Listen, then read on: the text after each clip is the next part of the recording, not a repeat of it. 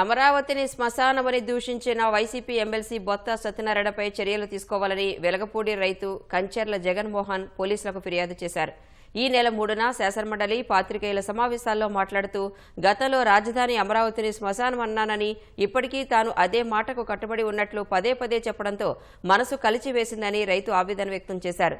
ప్రాంతీయ విద్వేషాలు రెచ్చగొట్టేలా వ్యాఖ్యలు చేసిన బొత్సపై చర్యలు తీసుకోవాలని అమరావతి బహుజన ఐకాస అధ్యక్షులు బాలకోటయ్యతో కలిసి సిఐ అంజయ్యకు రైతు ఫిర్యాదు చేశారు. ఇది ఆంధ్రలో రాజధాని అమరావతి. దీన్ని శ్మశానం కింద కడతాడు ఆయన. అసలు ఆయన ఎవరో ఇక్కడ మాట్లాడటానికి? ఆయనకి ఏ అర్హత ఉందని మాట్లాడుతున్నాడు? ఒక రాయి మీద రాయి పెట్టలేదు, మా రాజధానికి ఏమి చేయలేదు ఆయన. అంతా నిలువును ముంచాడు, రాజధానిని రాష్ట్రాన్ని చేశాడు.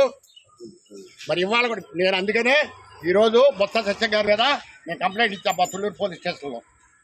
ఈ రోజున అమరావతి మీద కమ్మలు అన్నారు, పనికిరాని వాళ్ళు అన్నారు, భూములు పనికిరావు అన్నారు, అసలు వాళ్ళు మనుషులే కాదన్నారు, జంతువులు అన్నారు.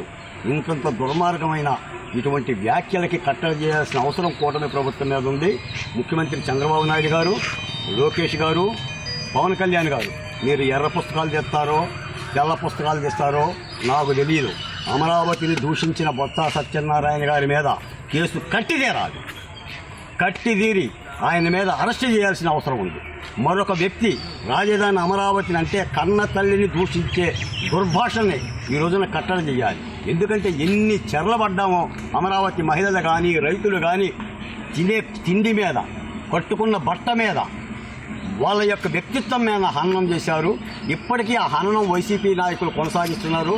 తప్పనిసరిగా బొత్స సత్యనారాయణ గారి మీద కేసు కట్టి విచారించాలని చెప్పేసి పోలీసులను అడిగాము.